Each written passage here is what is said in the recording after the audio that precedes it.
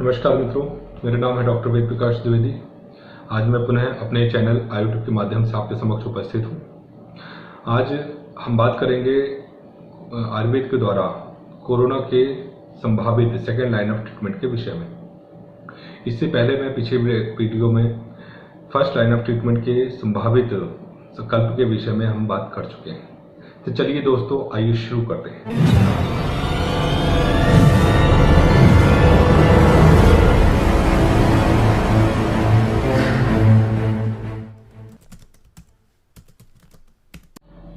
Corona के संभावित second line of treatment को समझने से पहले हमें समझना होगा कि कोरोना महामारी का मूल कारण क्या है।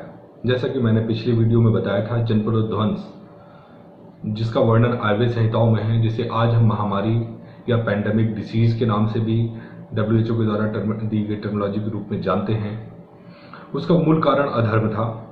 अधर्म की वजह से जल, वायु, देश और काल में विकृति आती है, जिस वजह से विभिन्न प्रकृति के लोग, विभिन्न आहार विहार वाले लोग, विभिन्न स्थानों में रहने वाले लोग एक ही देश के एक समान रोगों से प्रभावित होते हैं और एक समान रोगों से पीड़ित होते हैं, जिसका वर्णन महर्षि आत्रेय ने चरक संहिता नामक ग्रंथ में किया है, जिसमें वो कहते हैं और अपने शिष्यों को समझाते हैं कि किस तरह से एक समान रोगों से पीड़ित वे सभी व्यक्ति हो जाते हैं जो अलग अलग आहार विहार और अलग अलग रहन सहन वाले होते हैं।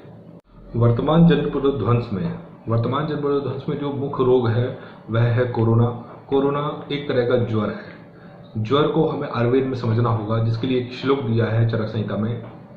दक्ष अपमान संकृत रुद्र निश्वास श्वास संभवः ज्वरो अष्टधा पृथक द्वंद्व संघात आगंतुजः स्मृतः। इसमें कहते हैं कि दक्ष प्रजापति द्वारा किए गए अपमान से कुपित रुद्र के निश्वास से ज्वर की उत्पत्ति हुई है। वह ज्वर वातज, पित्तज, कफज, वातज पित्तज, वात कफज, पित्त कफज, त्रिदोषज तथा आगंतुज भेद से 8 प्रकार का होता है। तो यहाँ पे जो ज्वर उत्पत्ति हो रही है, कोरोना भी एक ज्वर के रूप में वर्तमान में उपस्थित है। हमें यहाँ समझना है और देख रहे हैं अपन यहाँ कि दक्ष के अपमान से, दक्ष यानी कि दक्ष प्रजापति यानी संपूर्ण शरीर, इस संपूर्ण शरीर के द्वारा जब अग्नि का यानी कि शिव का अपमान किया जाता है तो इस तरह की रोग यानी कि ज्वर की उत्पत्ति होती है।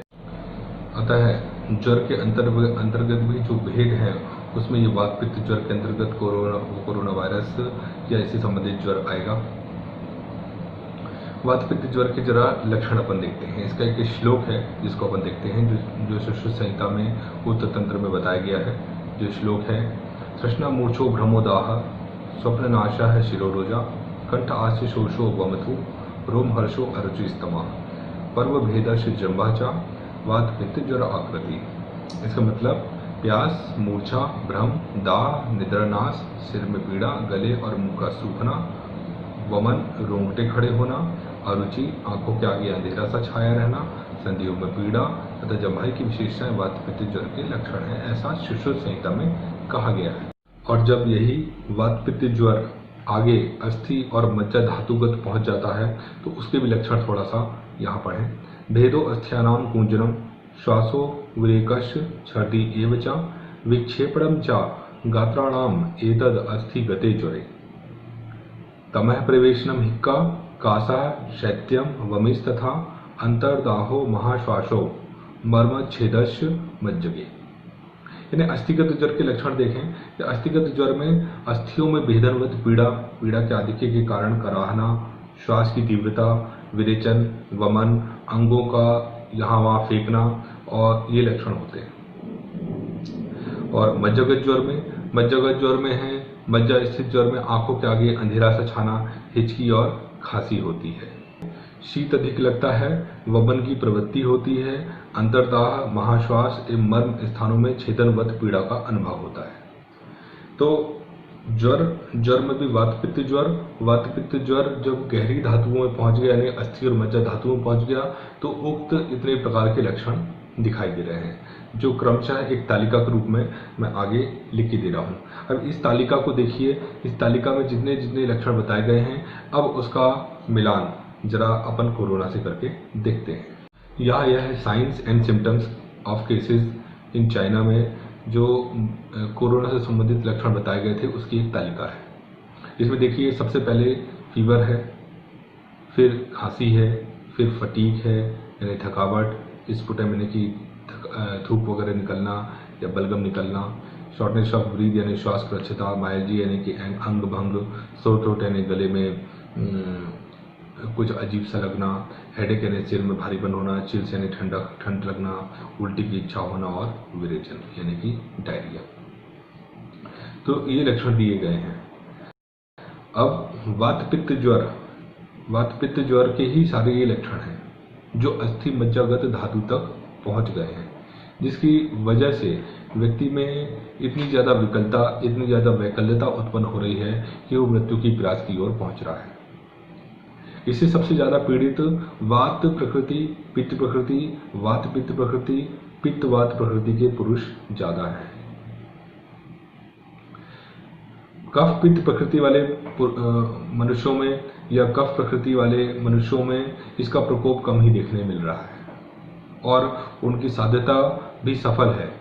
लेकिन इनकी साध्यता वात प्रकृति या पित्त प्रकृति का व्यक्ति, एकल प्रकृति के व्यक्ति अगर इससे रोगी हो रहे हैं तो कृच्छतम साध्य है, वो कृच्छतम या आपकी कैटेगरी में भी उनको कह सकते हैं।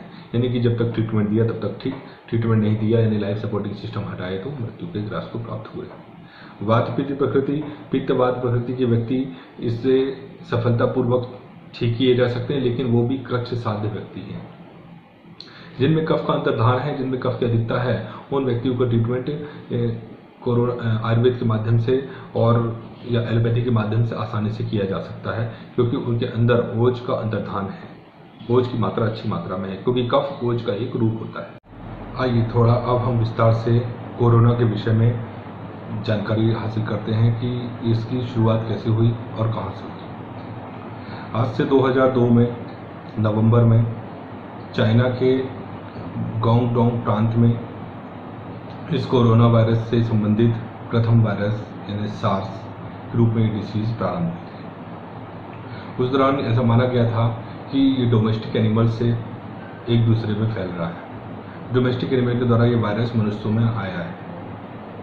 2003 फरवरी में हांगकांग की होटल में 12 विदेशी नागरिकों में इस रोग से संबंधित एक्यूट रेस्पिरेटरी इलनेस के सिम्टम प्राप्त हुए थे, जिसमें यह भी देखा गया था कि इसके फैलने में ट्रैवल की हिस्ट्री का बहुत बड़ा रोल है, क्योंकि इसके बाद ये वियतनाम, यूएसए, इंडोनेशिया, थाईलैंड इत्यादि देशों में भी ये फैल गया था।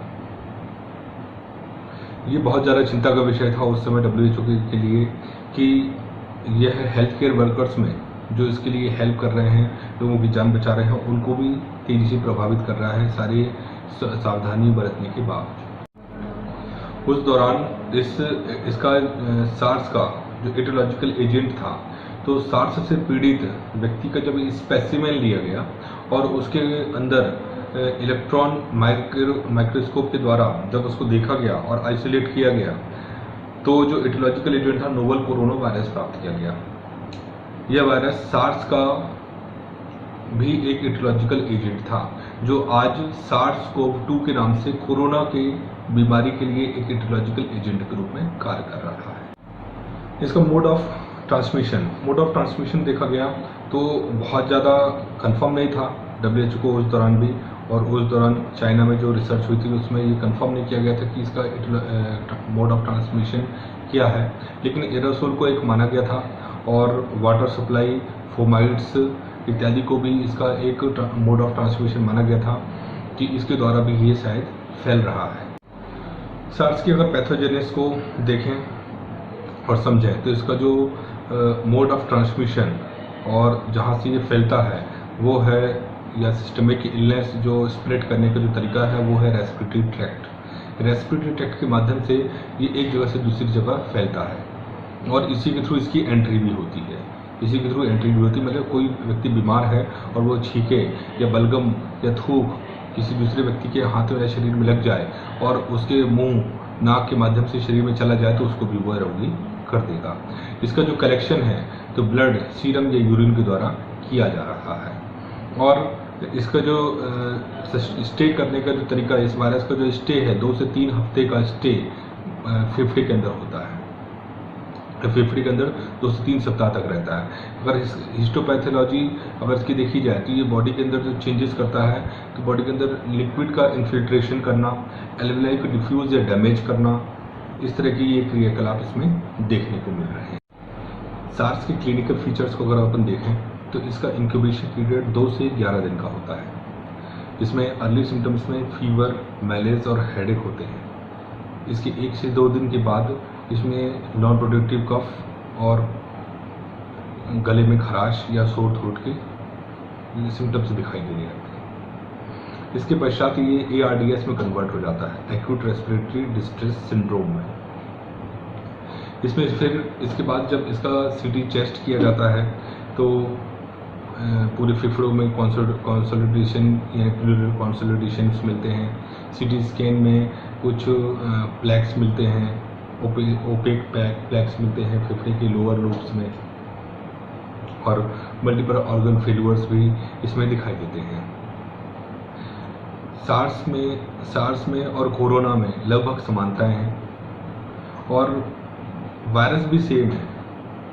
जो वर्तमान में कोरोना वायरस है या कोरोना की बीमारी से संबंधित वायरस है वो SARS-CoV-2 ही है।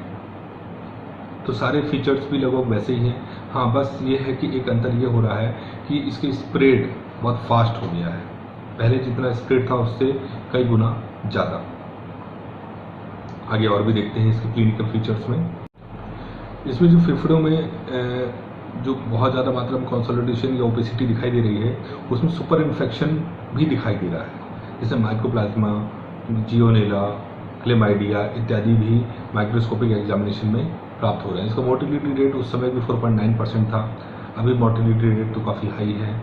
जो WHO के स्टैटिस्टिक्स आ रहे हैं इसके अनुसार आज तक में अभी 25 लाख लोग इससे प्रभावित हैं, संक्रमित हैं और मृत्यु की तादाद करीब 1,77,000 से 80,000 के आसपास है।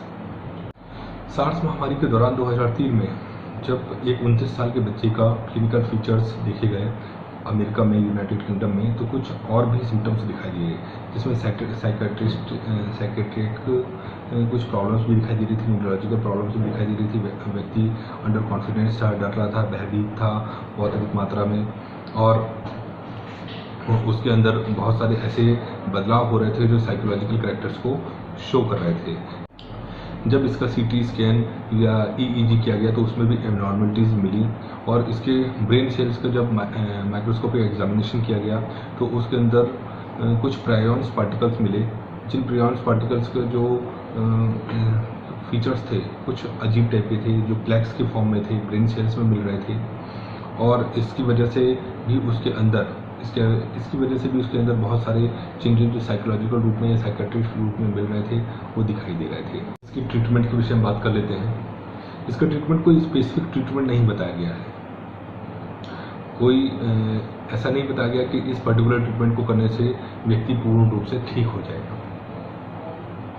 इसमें सुपर इन्फेक्शंस के ट्रीटमेंट के लिए बोला गया है, स्टेरॉयडल थेरेपी के लिए बोला, राइबाविरिन के लिए बोला गया है, ऑक्सीजन थेरेपी, वेंटिलेटरी सपोर्ट के लिए बोला गया है। इसमें कहा गया पेशेंट को आइसोलेट किया जाए, उसको अलग रखा जाए, और बचाव के उपाय में क्वारंटीन पे ज़्यादा फोकस किया गया है। क्वारंटीन के द्वारा ही इस वायरस को एलिमिनेट किया जा सकता है वर्ल्ड से, और लोगों में एक दूसरे में फैलने से रोका जा सकता है।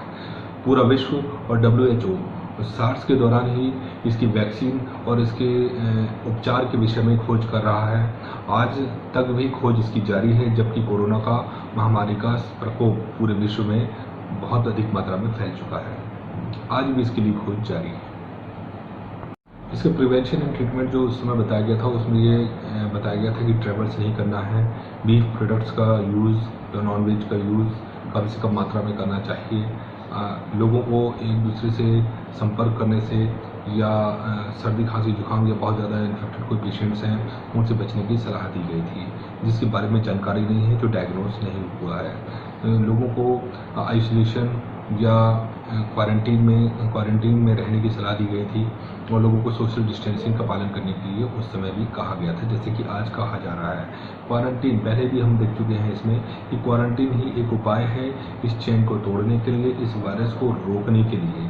और देन अगर कोई इन्फेक्टेड है, कोई कॉन्टैक्ट है, तो उसका आइसोलेशन सबसे ज़्यादा ज़रूरी है। ट्रीटमेंट हम देख चुके हैं, एलोपैथी में बहुत कोई कंफर्म ट्रीटमेंट नहीं कहा गया है। सिर्फ इसके ट्रीटमेंट में ये कहा गया कि जो सुपर इन्फेक्शन हो रहे हैं, जो माइकोप्लाज्मा के कारण या क्लेमाइडिया के कारण या लियोजेनिया के कारण जो इन्फेक्शंस हो रहे हैं, जो फेफड़े में ARDS हो रही हैं, उसके बचाव के उपाय किए जाए। ऑर्गन फेलियर्स जो हो रहे हैं उसके बचाव के उपाय किए जाए। स्टेरॉइड्स का या रेबिविरिन का यूज़ किया जाए। इसके अलावा और कुछ विशेष ट्रीटमेंट नहीं है जो सिर्फ और सिर्फ सार्स या कोरोना के लिए उस समय डिफाइन या आज डिफाइन किया गया था। अब हम आयुर्वेद में इसकी संभावित सेकेंड लाइन ऑफ ट्रीटमेंट के विषय में बात करते हैं, जिसमें कि हम देखते हैं कि मैंने जैसा कि पिछली वीडियो में कहा था, फर्स्ट लाइन ऑफ ट्रीटमेंट, संभावित फर्स्ट लाइन ऑफ ट्रीटमेंट बताते समय कि कोरोना वायरस से पीड़ित वही व्यक्ति हो रहे हैं जो या तो पुरानी बहुत सारी बीमारियों से पीड़ित हैं, एंटी इन्फ्लेमेटरी ड्रग या स्टेरॉइडल मेडिसिन का यूज़ कर रहे थे, बहुत सारे एंटीबायोटिक्स का यूज़ कर रहे थे, या फेफड़े की बीमारी या किसी गंभीर बीमारियों से पीड़ित थे। उन व्यक्तियों में ये रोग ज़्यादा मात्रा में उनको संक्रमित करता है और उन लोगों में ज़्यादा भयावह रूप में ये दिखाई दे रहा है। अब हमने उस समय कहा था कि ये उष्णता और रुक्षता क्रिएट कर रहा है। उष्ण रूप से व्यक्तियों में, उष्ण रूप से प्रकृति वाले लोगों में ये ज़्यादा विध्वंस का कारण बन रहा है। तो उष्णता रुक्षता से जो लाइन ऑफ ट्रीटमेंट है, जो चार्ट में आप देखेंगे, यहाँ पे चार्ट में दिखाई दे रहा है कि जो लाइन ऑफ ट्रीटमेंट है आयुर्वेद में, जो लगभग मैं इस्तेमाल ज़्यादा करता हूँ और जो मेरी 4 गुण कल्पना के अंतर्गत आता है, जिसमें दिखाया गया है कि उष्णता रुक्षता से सर्वप्रथम व्यक्ति को ले जाना है उष्ण स्निग्धता की तरफ, और उष्ण स्निग्धता से ले जाना है व्यक्ति को शीत स्निग्धता की तरफ। शीत और स्निग्धता एक स्वस्थ व्यक्ति की पहचान है और उष्णता स्निग्धता एक ज्वर की अवस्था है। और उष्णता स्निग्धता के बाद जो अंतिम अवस्था आ रही है उष्णता रुक्षता, ये व्यक्ति के मल्टीपल ऑर्गन फेलियर या डेथ की तरफ प्रमोट करने के लिए एक अवस्था है। तो जो कोरोना से संबंधित पेशेंट है वो उष्ण रुक्ष अवस्था में प्राप्त हो रहे हैं। उष्ण रुक्ष अवस्था में प्राप्त होने की वजह से उनको उष्णता स्निग्धता की तरफ ले जाने के लिए ऐसी औषधियों का चुनाव करना पड़ेगा। यहाँ पर कुछ औषधियों का चुनाव किया गया है, जिसमें से भाग्यादि क्वाथ, नवांग क्वाथ, बृहद गुडुच्यादि क्वाथ, मस्तकादि क्वाथ, निदिप्तकादि क्वाथ, किरात तिक्तादि क्वाथ, लघु पंचमूल क्वाथ और चातुर्भद्र क्वाथ, ये सारे जितने भी काढ़े हैं इनमें उष्ण और स्निग्धता अधिक मात्रा में है। ये एक पूरी तालिका के रूप में मैं आपके सामने पेश कर रहा हूँ कि इसमें उष्णता स्निग्धता, सारे काढ़ों में उष्णता स्निग्धता की अधिकता है। इसमें से 3 काढ़े और भी इसमें ऐड कर सकते हैं, जैसे किरातादि क्वाथ, पंचभद्र क्वाथ और त्रिफलादि क्वाथ। इनका भी यूज़ किया जा सकता है। ये काढ़े, इन काढ़ों के बारे में और इन काढ़ों का डिस्क्रिप्शन मैं आगे की स्लाइड में देते जाऊँगा, उसमें एक चार्ट के रूप में और एक श्लोक के रूप में इनको बताते जाऊंगा। एक एक काढ़े के बारे में डिस्क्रिप्शन करेंगे अपन कि क्या क्या इसके अंदर कंटेंट डाले गए हैं, कैसे कैसे इसको बनाते हैं और किस तरह इसका यूज़ किया जाता है। यह है सेकेंड लाइन ऑफ ट्रीटमेंट में। सेकेंड लाइन ऑफ ट्रीटमेंट में उष्णता रुक्षता से व्यक्ति को उष्ण स्निग्ध अवस्था यानी कि सेकेंड स्टेज की तरफ ले जाने के लिए प्रयोग किए जाएंगे। कुछ 3 काढ़े और हैं जिनका यूज़ ऐसे व्यक्तियों में जो बहुत ज़्यादा मात्रा में जिनका शरीर दुर्बल है या दुर्बल बल वाले व्यक्ति हैं या वात या पित्त प्रकृति वाले व्यक्ति हैं, उनमें अर्ली स्टेज में अगर हम 3 काढ़े अगर यूज़ करना चाहें, उष्णता स्निग्धता की अपेक्षा अगर यूज़ करना चाहें तो 3 काढ़े हैं, चंदनादि क्वाथ, गुड़च्यादि क्वाथ और घन चंदनादि क्वाथ। इन तीनों के अंदर जो गुण हैं वो शीत और स्निग्धता के गुण हैं। उष्णता इसके अंदर कम है, उष्णता इसके अंदर कम है। तो यह है एक लाइफ सपोर्टिंग सिस्टम के रूप में ये 3 काढ़े कार्य कर सकते हैं। इनके बारे में डिटेल चलिए आइए आगे देखते। तो पहला काढ़ा है यहाँ पर जो दिखाई दे रहा है श्लोक में, जिसका नाम है भारंगादि क्वाथ। भारंगादि क्वाथ के अंदर कंटेंट क्या क्या है? भारंगी, गुड़ुचि, नगरमोथा, देवदारू, वासामूल, सौंठ, पिपली, पुष्कर मूल, इनका यूज़ किया जा रहा है। इसमें जो अधिकतर कंपोनेंट्स हैं उससे गुणों को उसके साइड में मैं लेके एक तालिका के रूप में दिखाई दे रहा है कि इसमें कौन द्रव्य उष्ण स्निग्ध है, कौन द्रव्य शीत रूक्ष है, कौन उष्ण रूक्ष है और कौन उष्ण स्निग्ध है। तो इसके अनुसार इसका जो प्रॉपर्टी है, इसमें जो अधिकतम मूल प्रॉपर्टी है वो उष्ण और स्निग्ध है। ये तालिका में आप देख रहे हैं। अब अगला काढ़ा जो है और उसका जो श्लोक दिखाई दे रहा है जिसको बोलते हैं नवांग क्वाथ। नवांग क्वाथ यानी कि जिसमें 9 द्रव्यों का यूज किया गया है। तो नवांग क्वाथ में जो सबसे पहला द्रव्य है सौंठ, गुड़ची, सुगंध वाला, चिरायता, और 5 जो शेष द्रव्य हैं वो है लघु पंचमूल के द्रव्य। कौन कौन से?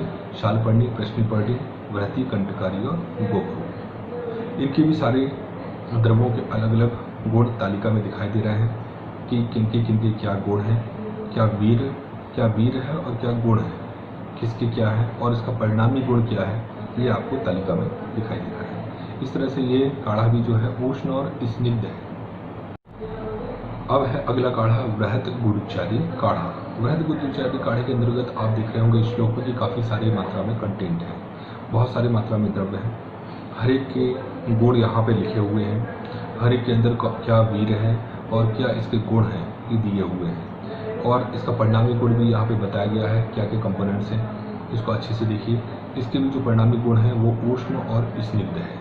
वृहत गुड़चादी क्वाथ। अगला काढ़ा जो आपको स्क्रीन में दिखाई दे रहा है इसका नाम है निदिविदकारी क्वाथ। निदिविदकारी क्वाथ में पहला कंटेंट कंटकारी, देन बला, रासना, त्रायमाणा, गुड़ची और मसूर की दाल। इसमें मसूर की दाल का यूज भी किया गया है।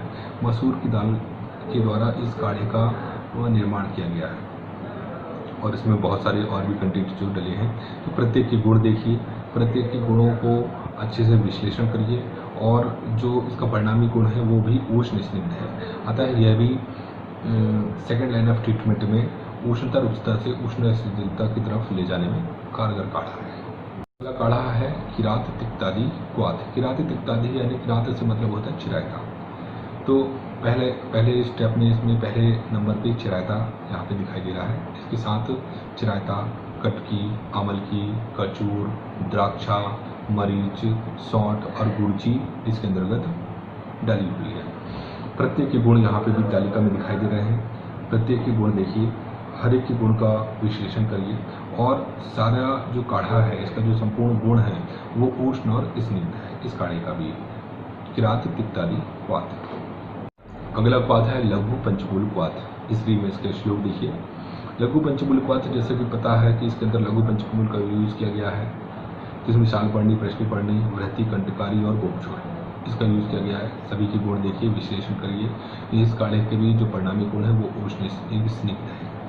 उष्णता स्निग्धता लिए हुए काढ़ा बिल्कुल सरल काढ़ा है, इजीली बनाया जा सकता है, आसानी से इसके द्रव्य उपस्थित हो सकते हैं। यहाँ पे जितने भी काढ़े बताए गए हैं उनमें से ऐसी कोई भी कंपोनेंट नहीं है जो बहुत टफ हो, बहुत ज़्यादा डिफिकल्ट हो और बहुत सारी मात्रा में हो, जिसको बनाना और मिलना बहुत टफ हो। और आखिरी काढ़ा है चातुर्भद्र क्वाथ, जिसके अंतर्गत नागरमोथा, चिरायता, सौंठ और गुड़ची का प्रयोग किया गया है। चातुर्भद्र क्वाथ में 4 ही कंपोनेंट्स हैं, बहुत सरल काढ़ा है ये भी। इसके भी गुणों का विश्लेषण इस चार्ट में देखिए।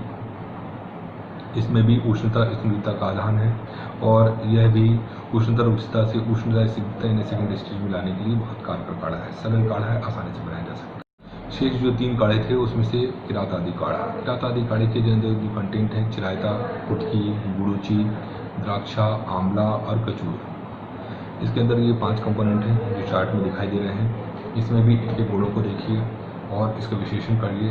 ये भी उष्णता स्निग्धता के लगभग समीप है, इसलिए इस काढ़े का भी यूज प्रकृति के परीक्षण के पश्चात यूज किया जा सकता है। यह भी सेकंड स्टेज यानी कि उष्णता रुचिता से उष्ण स्निग्धता की तरफ लाने के लिए बहुत कारगर काढ़ा है। अब अगला काढ़ा जो श्लोक रूप में दिखाई दे रहा है पंचभद्र क्वाथ। पंचभद्र क्वाथ के अंतर्गत जो कंपोनेंट हैं वो दिए हैं गुड़ची, पित्त पापड़ा, नागरमोथा, चिरायता और सौंठ। इन काढ़ों के भी कंपोनेंट्स और इनके गुणों का वर्णन इस चार्ट के रूप में दिखाई दे रहा है। इसके अंदर भी जो प्रॉपर्टीज़ हैं वो उष्णता स्निग्धता के समीप ज़्यादा हैं, इस कारण इसको भी यहाँ शामिल किया गया है और इसके द्वारा भी हम जो गुण का आधान है वो उष्णता स्निग्धता वाले गुणों का आधान कर सकते हैं। सेकेंड लाइन ऑफ ट्रीटमेंट के रूप में इसका भी यूज़ किया जा सकता है प्रकृति परीक्षण के पश्चात। अगला क्वाथ है जैसे श्लोक में दिखाई दे रहा है जिसका नाम है त्रिफलादि क्वाथ। त्रिफलादि क्वाथ में जैसा पता चल रहा है इसमें पहले कंपोनेंट त्रिफला है। जबकि त्रिफला में हरा, बहेड़ा और आंवला, हरित की, विविध की और आमल की। इसके साथ और भी कंपोनेंट जो इसमें शामिल किए गए हैं वो हैं सेमल, रासना, अमलतास और वासामूल। इनकी कंपोनेंट्स, इनको भी चार्ट में देखिए। चार्ट में इनके भी गुणों का विश्लेषण करिए। यह भी यहाँ पे यूज़ किया जा सकता है उष्णता स्निग्धता के आधान के लिए। इसका भी प्रयोग किया जा सकता है त्रिफलादी काढ़े का। अब यहाँ 3 काढ़ों के बारे में बात होगी। वो अबल प्रकृति वालों के लिए और जिनके अंदर बल बहुत ज़्यादा मात्रा में कम है, जो उष्ण दवाइयों को नहीं सह सकते, उनको आखिरी स्टेज की यानी कि उष्णता स्निग्धता के बाद शीतल स्निग्धता वाली दवाइयों का यूज़ करवाया जा सकता है उनके बल और उनके प्रकृति परीक्षण के पश्चात। तो इसमें 3 काढ़ों का समावेश किया गया जिनके वर्णन यहाँ तालिका में दिया हुआ है, जिसमें से पहले काढ़े के बारे में अपन अब चर्चा करते हैं। पहला काढ़ा है चंदनादि क्वाथ। चंदनादि क्वाथ के अंदर पहला कंपोनेंट चंदन है। इसके अलावा इसके अंदर है लोद्र, फालसा, मुलेठी, अनंतमूल और कमल केसर। इसका यूज़ किया गया। थोड़ा सा कंपोनेंट इसके कठिन है, जैसे कमल केसर मिलना थोड़ा सा डिफिकल्ट है, लेकिन अगर औषधि योग बनाने वाले जो कंपनियां हैं और या सरकारी फार्मास्यूटिकल्स हैं उसमें ये आसानी से मिल सकता है। इसका रेफरेंस भी भैंसे रत्नावली का है, जैसा कि आपकी स्क्रीन में दिखाई। इसी कैटेगरी में एक और काढ़ा है शीतलता स्निग्धता के आधान लिए हुए या इसके गुणों से युक्त जो काढ़ा है उसका नाम है गुड़ुचादी क्वाथ। गुड़ुचादी क्वाथ के अंतर्गत जो कंपोनेंट है गुड़ची, नीम की छाल, धनिया, पद्मकाष्ठ और लाल चंदन।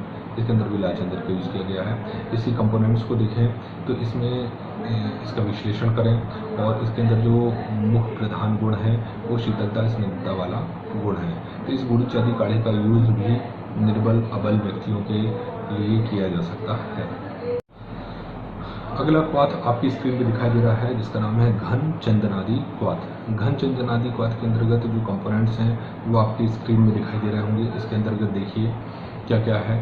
घन चंदनादि क्वाथ में नागरमोथा है, लाल चंदन है, पित्त पापड़ा है, कुटकी है, खस है, परवल पत्र है और सुगंध बाला का यूज़ किया गया है। इसके अंतर्गत इतने कंपोनेंट्स हैं। इनके भी गुणों का विश्लेषण करिए तालिका में जो दिखाई दे रहा है। और इसका भी जो मेन जो गुण है, मुख्य जो गुण है वो शीतल और स्निग्ध है। ये भी अबल दुर्बल व्यक्तियों में प्रयोग किया जा सकने वाला अच्छा एक उत्तम काढ़ा है। औषध क्वाथ के वर्णन के पश्चात अब रोगियों को दिए जाने वाले रस औषधों के बारे में हम विस्तार से यहाँ वर्णन करेंगे। रोगियों में 3 प्रकार के बलों का हमें सबसे पहले अवलोकन करना होगा। अल्प बल, मध्यम बल और उत्तम बल। अल्प बल वालों के लिए 2 रस औषध का प्रयोग किया जा सकता है, चंद्रकला और वसंत मालती, जिनके बारे में आगे पूरा डिटेल में वर्णन बताया जाएगा। मध्यम बल वाले रोगियों के लिए 2 औषधि योग हैं, महामृत्युंजय और त्रिभुवन कीर्ति। उत्तम बल रोगियों के लिए 3 रस औषधि योग हैं, सर्वजरांकुश, महाजरांकुश और अग्नि कुमार रस। इसके बारे में आगे डिटेल से विस्तार से चर्चा। और यहाँ एक रस औषधि योग ऐसा भी है जो सभी प्रकार के बल वाले रोगियों को दिया जा सकता है, जिसका नाम है अमृत मंजरी रस। सर्वप्रथम चंद्रकला रस के बारे में। चंद्रकला रस के अंतर्गत किन किन औषधियों का, किन किन रस औषधियों का यूज किया गया है उसके बारे में यहाँ विस्तार से चर्चा करते हैं। यहाँ पे श्लोक में दिखाई दे रहा है जिस तरह से इसका श्लोक, उसके अंतर्गत जो कंटेंट डाले गए हैं इसके अंदर वो देखिए। पारद है, इसके अंदर ताम्र है, अब्रक है, गंधक है, पित्त पापड़ा है, खस है, पीपर है, श्वेत चंदन है, अनंत मूल है, नागरमोथा, अनार, केवड़ा, सहदेवी, घृत कुमारी, द्राक्षा है। इन सब के द्वारा इस रस औषधि का निर्माण किया गया है। इसका जो परिणामी गुण है वो है शीत और स्निग्ध। इसी क्रम में शीत स्निग्ध गुण की अधिकता से युक्त एक अन्य औषधि योग है जिसका नाम है वसंत मालती रस, जैसा कि श्लोक में दिखाई दे रहा है। इसके अंतर्गत क्या क्या कंपोनेंट डाले गए हैं, क्या क्या औषधि योग है ये देखिए। स्वर्ण है, इसके अंदर मोती है, हिंगुल है, मरीच है, केशद है, मक्खन है और नींबू। इसके भी परिणामी गुणों के बारे में और यहाँ पर इसके अंदर किस तरह के गुण हैं इनके हर एक प्रत्येक तत्व के, इसके बारे में डिटेल से वर्णन किया गया है। अब आपके सामने दिखाई दे रहा है महामृत्युंजय रसवटी का श्लोक है। ये महामृत्युंजय रसवटी के अंतर्गत क्या क्या डाला हुआ है, इसके अंदर वसनाभ है, पारद है, गंधक है, हड़ताल है, शुंठी है, पीपर है, मरीच है, कपिकच्छु है, जयपाल है, अपमार्ग और चित्रक मूल का यूज़ किया गया है। इनकी सबकी प्रॉपर्टीज़ अलग अलग बताई गई हैं कि किसमें शीत गुण है, किसमें उष्ण गुण है, किसमें रुक्ष गुण है। इस हिसाब से इसका जो परिणामी गुण है वो उष्ण तो है, साथ में स्निग्धता और रुक्षता लगभग बराबर। त्रिभुवन कीर्ति रस, त्रिभुवन कीर्ति रस के अंतर्गत भी जो गुण है वो है उष्ण और स्निग्धता और रुक्षता लगभग इसमें बराबर है। इसके अंतर्गत जो कंपोनेंट्स हैं, जो तत्व हैं जिसके द्वारा इसको बनाया गया है वो इस श्लोक में दिखाई दे रहे हैं। इस तालिका में भी देखिए, हिंगुल, वसनाभ, शुंठी, पीपल, मरीच, सुहागा, पीपर मूल, तुलसी, अदरक और धतूर पत्र सुरस की इसमें भावना थी। अब अगला श्लोक है अग्निकुमार रस। अग्निकुमार रस के अंतर्गत जो औषधियों का यूज किया गया है वो है मरीच, वच, कूट, नागरमुथा, शुद्ध वसनाभ और अदरक सुरस की इसमें भावना दी गई है। तालिका में देखिए इसके गुण और कर्म के बारे में विस्तार से वर्णन किया गया है। महाजुर अंकुश रस, महाजुर अंकुश रस के अंतर्गत पारद, वसनाभ, गंधक, धतूरे के बीज, सत्यानाशी, नींबू और अदरक रस की भावना देकर इस औषधि को बनाया गया है। इस श्लोक में देखिए और इसके बाद इसकी तालिका में देखिए, इसकी तालिका में प्रत्येक के गुण कर्मों के बारे में वर्णन किया गया। सर्वजरांकुश रस, सर्वजरांकुश रस के अंतर्गत पारद है, गंधक है, मरीच है, शुंठी है, पीपर है, दालचीनी है, जयपाल है, कूट है, चिरायता है, नागरमोथा है। इसमें अदरक और निर्गुंडी रस की भावना दी गई है। इस तरह से इस रस का निर्माण किया गया है। सभी को तालिका में देखिए, सभी के प्रत्येक अलग अलग गुण के बारे में वर्णन किया गया है। इस तरह से इस पूरी वीडियो में बताए गए सेकेंड लाइन ऑफ ट्रीटमेंट जो संभावित हो सकता है आयुर्वेद के द्वारा, इसका सविस्तार वर्णन यहाँ किया गया है। उसके लॉजिक्स के बारे में भी विस्तार से चर्चा की गई है। आशा है आप सभी वैद्यों को और मेरे गुरुजनों को और सहपाठियों को इसमें से बहुत कुछ सीखने को मिल सकता है। अगर कुछ त्रुटि हो, कुछ कमियां हो तो मुझे उससे अवगत कराएं। आगे और भी ऐसे ही वीडियो के साथ और इसी तरह के और भी जानकारियों को अवलोकन के साथ, अन्वेषण के साथ लेकर मैं पुनः उपस्थित होऊंगा। तब तक मेरे चैनल को लाइक, सब्सक्राइब और शेयर करते रहें। मेरे चैनल का नाम है आयुर्टिप। नमस्कार।